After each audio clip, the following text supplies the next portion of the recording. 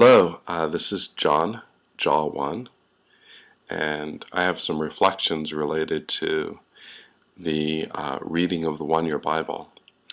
And today is April 22nd.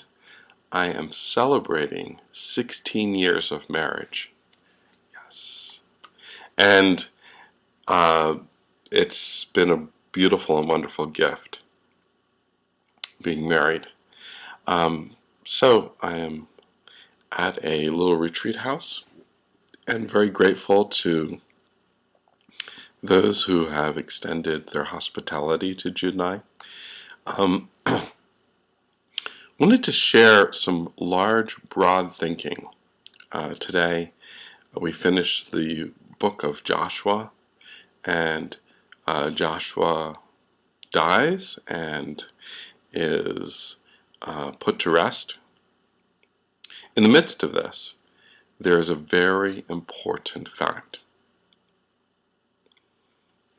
The people of Israel, we celebrate, at least most of us do, when the gods of Egypt are shown to be less powerful than the God of Yahweh, and successful judgment after judgment is poured upon the oppressor. An oppressor that had gone as far as working towards killing the babies of Israel, according to the scriptural text. So we celebrate their freedom as they march en masse out of Egypt, across the Red Sea, and then wander through the desert. We find it more complicated to embrace God's judgment of other gods when Israel marches into their promised land. And they wipe out populations of people, and in their actions, some of us would say that the oppressed now have taken on a character and nature of their oppressors. And God promises to continue to be with them as long as they do not attach themselves either to the gods that they left behind in Egypt or the gods of the land that they are coming to possess. That they would not give in to the habits and traditions of local gods and serve only the Creator God.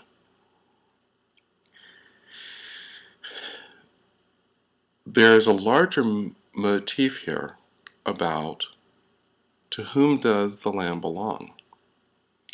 And is land there for taking or not? And the whole pattern in human culture that has been this pattern of one tribe conquering another tribe and subjugating it in some way.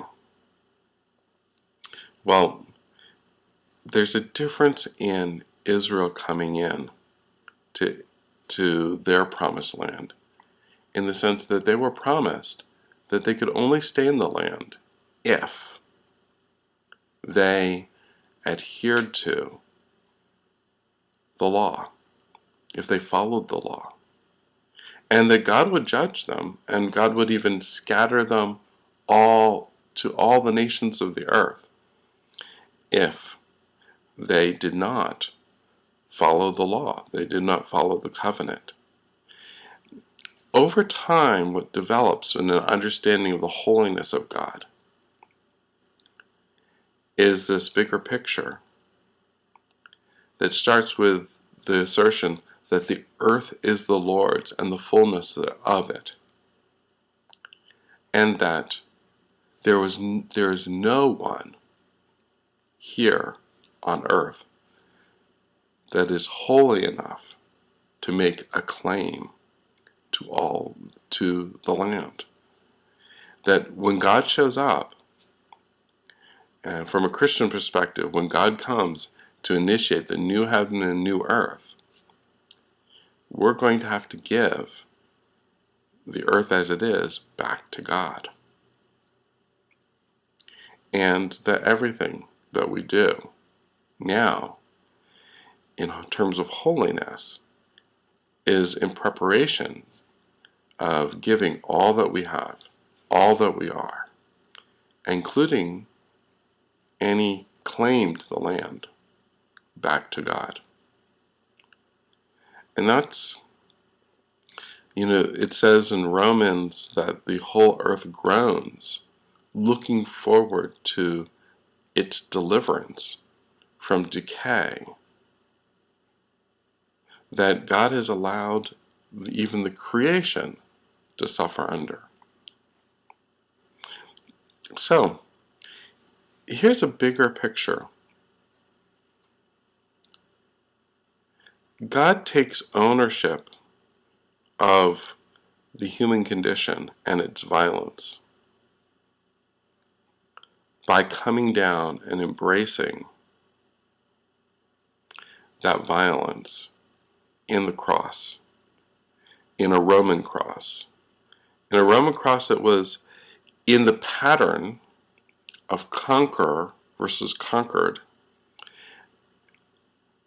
The Roman cross was one of the most successful sort of nation states that went out and conquered and ruled and set up empire. And Jesus sets himself up as God, the very God, the creator, crushed by empire itself. So, in this whole stream, we have this stream of from creation, where God created, to the gift of the garden. But as soon as sin enters the world, human beings are forced out of this position. They're forced out of this comfortable place of being with God in the garden. And they're forced into an uncomfortable relationship to the land. This is a really big reality.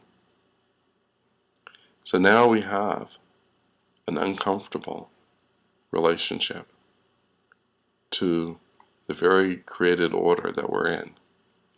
And it is not ours just to exploit.